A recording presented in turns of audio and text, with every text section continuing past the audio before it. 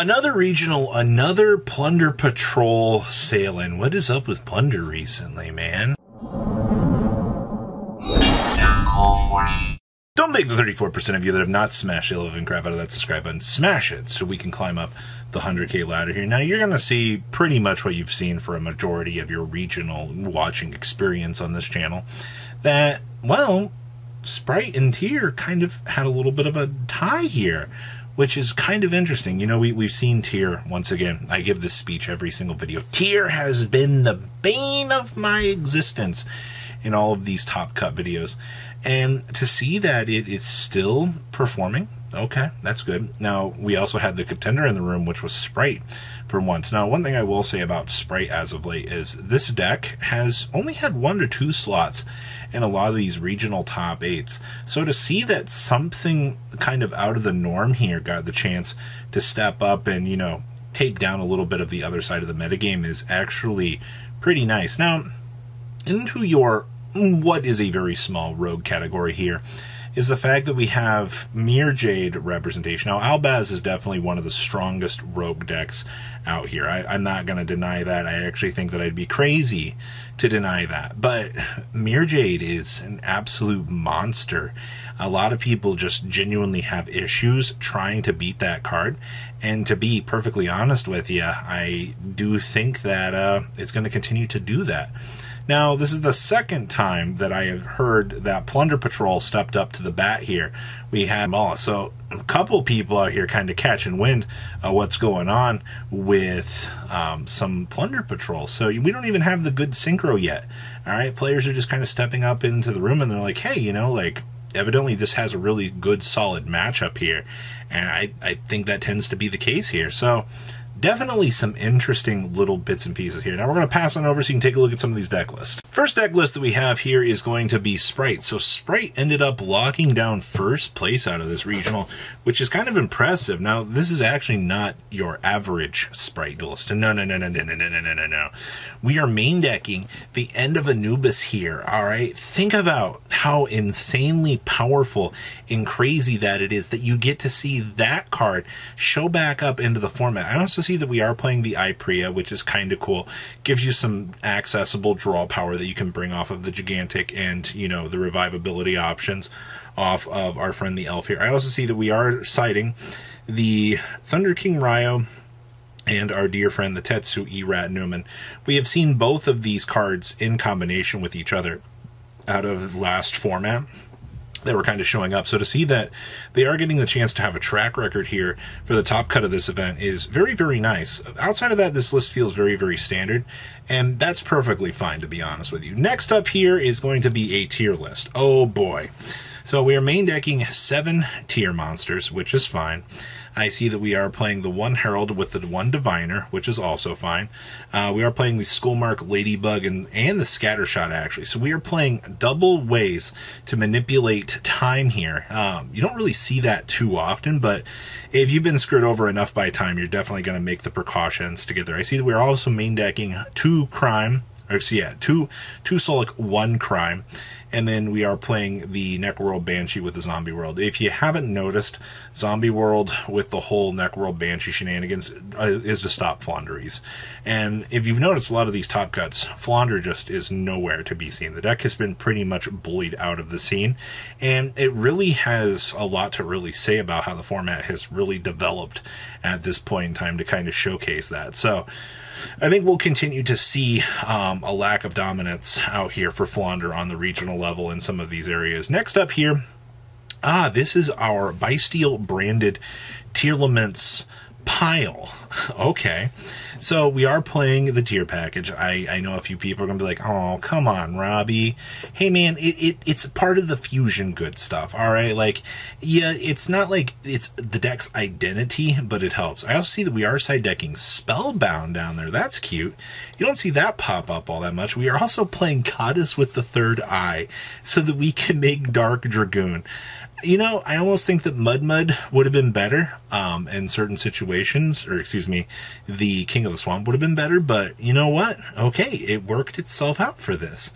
For the rest of this deck, though, I mean, Bysteel package is fine, but this is by far pretty cute and interesting for like a little development for the format, so I guess I'll give credit where credit's due. That's kind of cute, actually. Good stuff.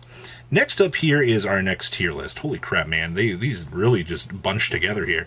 Now, this one's a little bit interesting. We are expanding out with a Kashtira package here.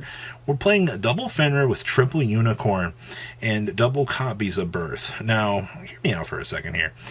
Getting those extra deck rips away from your opponent, making Diabolsis the Mind Hacker, is actually pretty pressuring in the mirror, alright? Taking away your opponent's Kit Gallos, especially when some of these builds are only playing one out here, can be very detrimental. You can steal a game away from your opponent for zero reason whatsoever. So I think that looking at this, kind of looking at, you know, fundamentally how that's shaping up, I think that's pretty important to see that. So, good stuff. Of course, we're doing Diviner, but we're not playing the Herald of Orange Light. That's kind of interesting. I think that this has been by far one of the more interesting variations to tier that I have seen up to this point. So, once again, good stuff. Next up is going to be another sprite list. Now, I see that we are playing Skullmeisters in here, which is kind of going to give you a little bit more pressure point against your opponent. Let's call it what it is here, ladies and gentlemen.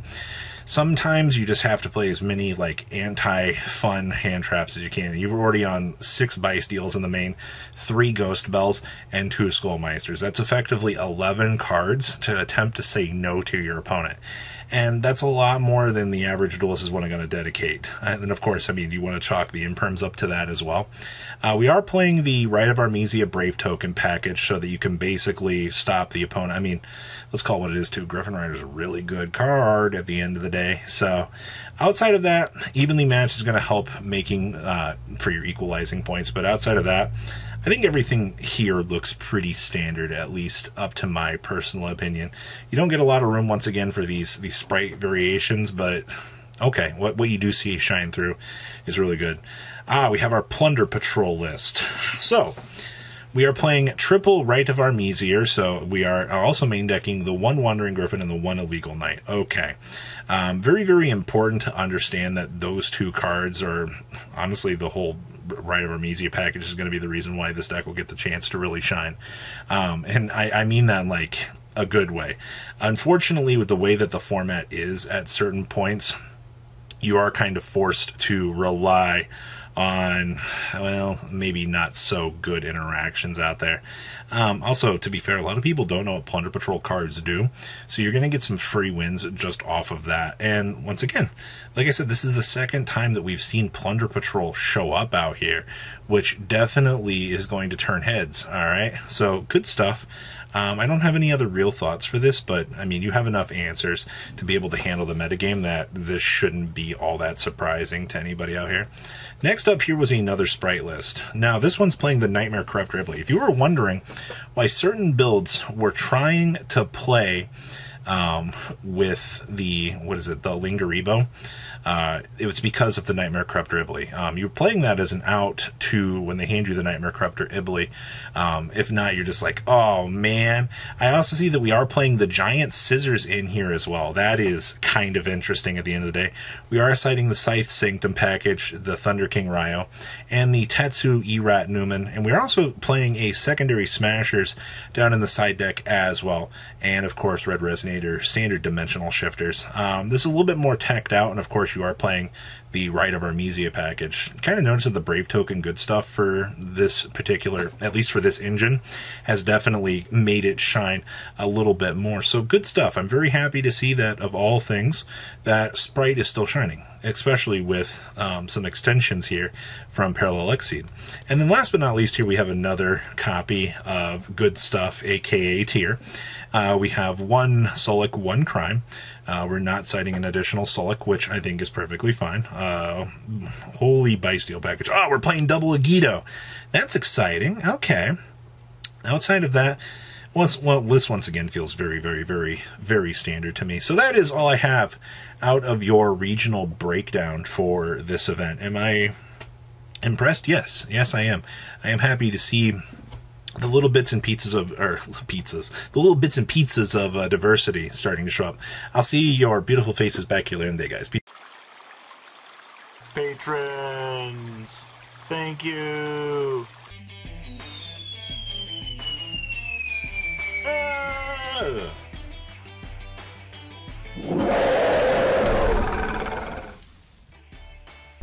Thank you so much for watching. Check out these other videos.